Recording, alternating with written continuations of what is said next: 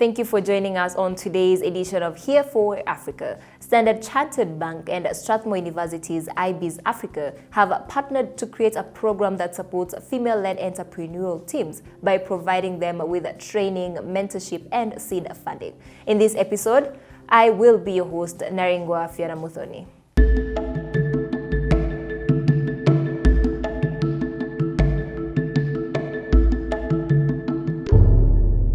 Standard Chartered Kenya launched the third cohort of Women in Tech program in partnership with Strathmore University's IBIS Africa. The aim is to diversify technology and create more opportunities for women to develop entrepreneurial and leadership excellence. In this episode of Here for Africa, we are going to understand the impact that the program has had since it began, as well as we will talk to cohort 2 beneficiaries. As Standard Chartered, we are really excited about this sponsorship. It falls under our pillar of entrepreneurship and our Future Makers program. Future Makers is a program by Standard Chartered that we want to focus on employability, entrepreneurship, and education. Things that are really core for not only for all the markets that we operate in, but in a market like Kenya are really important, because when you talk about SMEs, when you talk about youth and employment, when you talk about education, that is what is going to make a difference to this country, and we are really proud and happy of what we are doing. I think it's one of our most contemporary and most exciting initiatives. We started this as a bank in New York in 2014 and picked up the idea from there on and introduced this initiative in Kenya in 2017. I think the basic main objective is to ensure there's gender equality. I think that's the overarching objective. And within that, create more opportunities for the women entrepreneur. There is globally a clear inequality in the tech sector as far as women in representation is concerned. So this is a very small step to address what is a pretty big problem. The IBIS Africa focuses on early stage businesses, and that means from ideation, prototyping to when they're able to develop their minimum viable product that goes into the market. And Standard Chartered as a partner really wants to impact on the lives of entrepreneurs and make their contribution to be more sustainable.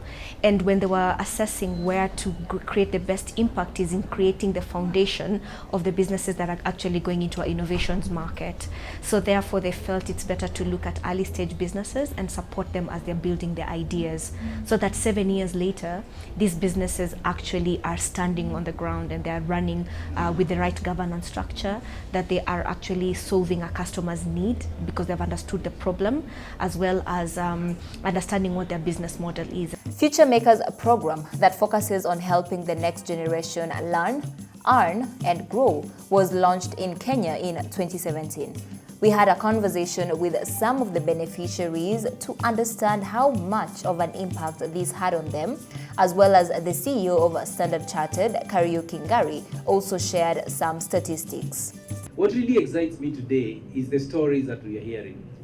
When I see what this partnership has led to, the partnership and the investment, it tells me that we, as Standard Chartered, and in partnership with Strathmore, we are clearly doing the right thing. Since 2017, when we launched this, 350 entrepreneurs applied. Out of those 350, 80 startups were shortlisted, and 21 took part in the incubator program. Out of that 21, 10, because there are 10 received 1 million shillings each. And then, what is even more exciting, listen to this. In cohort 1, out of the 5, 4 out of 5, which is what, 99.99%, received funding by investors between $50,000 and $150,000. We take women entrepreneurs and we partner them, we bring them together, they bring up the ideas, we partner with Strathmore Business School, and they take them through what they need to do to really make it the right business. I got into the Women in Tech program last year, about September, and I was very excited to get into the program. First of all, that's because there were many applicants, about 200, so it was quite exciting for me to be on the top 10 list of the people who are going to be getting attached to the program. So of benefit to me through the program has been the mentorship bit. before I got into the program, I was really craving that mentorship. I was craving to talk to someone who is an expert in business, an expert in the industry. So just bouncing off notes and giving them my ideas on where I thought that I would be heading in terms of execution. So this program gave me exactly what I needed and at the right time. We applied for the Women in Tech program sometime last year for the second cohort after being rejected for the first cohort. And at that time we applied for the program with our marketplace. We were initially a marketplace, which we eventually shifted to becoming platform as a service. Being a part of the program and having access to the mentors allowed for us to further develop and grow our product without the constraints that you have when you are a startup, I'd say, out in the wild. When you're in an incubation program, you are sheltered a bit from some of the more brutal realities of, I guess, quote unquote, the real world. And it allowed for us to play with and tinker with our product until it's become what it is today, which we are very proud of. We were the only innovators who had innovation that has a disability inclusion lens. So for the program to allow us to come in and to help us think through the business part of it was really key for us, because you will find most innovation hubs are looking for businesses that the bottom line is very clear. But for Lugha Ishara, the bottom line is far-fetched. It will take time to get to users to access children who are between 0 to 5, and it also would involve a lot of advocacy to also now get the government buy-in, or get even the mothers to accept that the children are deaf, yeah?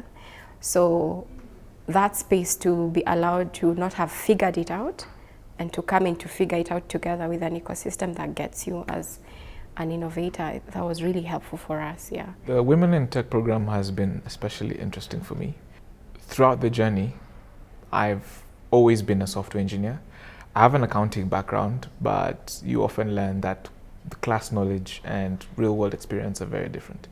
So being in the program really did help solidify a lot of the business practices that they don't focus on in class. And it was, I guess, more fulfilling and more eye-opening. It did give me more value for money. Furthermore, it helped us with challenges with regards to thinking more so from a business perspective. As I said, I am a computer science student and my partner is also a computer science student. And at the end of the day, even though we do have a few extra disciplines, for example, he's very good at accounting, we are still very focused on tech and programming. And this program ensured that we would shift our thinking and think more like business owners rather than just software developers and engineers. Through the Women in Tech program, the beneficiaries have been taught on financial education, financial independence, communication skills, and how to build a sustainable business.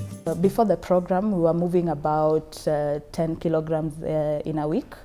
But now we are moving about 60 kilograms in a week, and I see that improving. And basically it's because of us being able to brand ourselves better and create awareness and give more value to our customers. It's not just about handing them the product, but it's more on supporting them and being able to solve their pain points and being able to give them more value in terms of the education and the information that they require. As an organization, we are stable now in terms of product development. That was our pain. And so with our mentors and coaches really putting ideas and asking us difficult and sometimes questions. So we feel stable in terms of knowing that now we have script writers, we have content creators, we have the experts who are psychologists and early reading specialists for deaf children.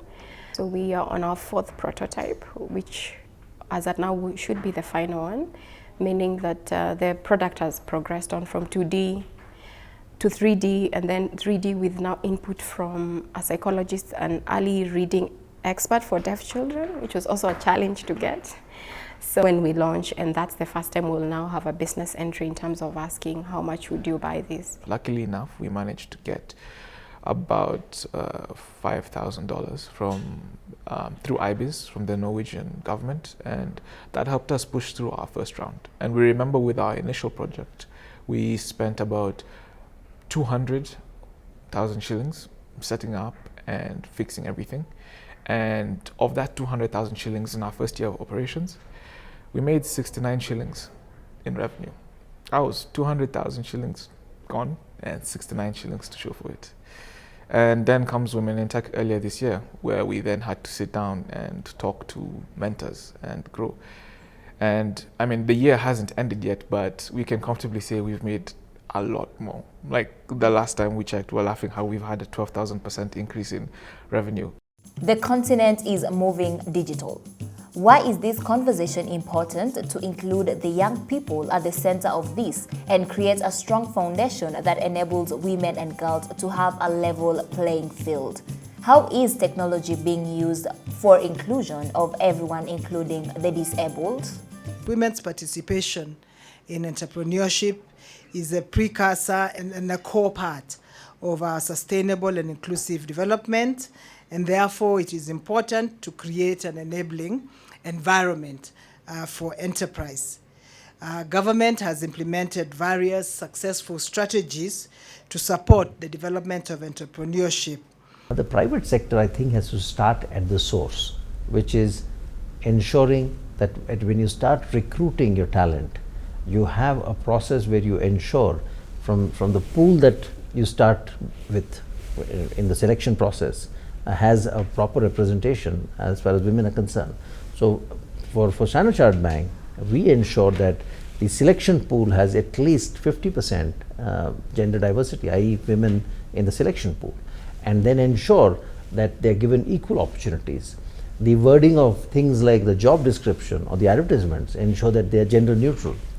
So it is, I think you need to have a very disciplined approach to it, and the results will follow. We passionately believe that if we are really going to make a big difference to our women, because globally, women are disadvantaged when it comes to access to finance, when it comes to owning businesses, women are disadvantaged. But I believe by enhancing technology, they are going to leapfrog, and it's going to make a big difference to how they relate with the market and what happens to the enterprises. I do see more women getting into STEM. However, there has to be more support structures for women to actually venture into, I would say, the meat of the technology. If you look at inclusion or disability inclusion space, I think most people living with disabilities are hidden or they're at home and they don't access the usual public utilities here.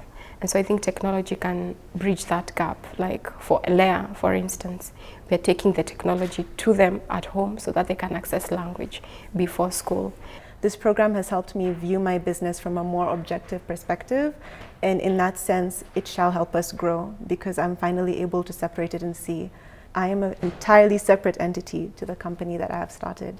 Women in Tech program actually really supplemented a lot of the knowledge that we didn't have. They gave us the mentorship, they gave us the training, and they also gave us the support that we needed.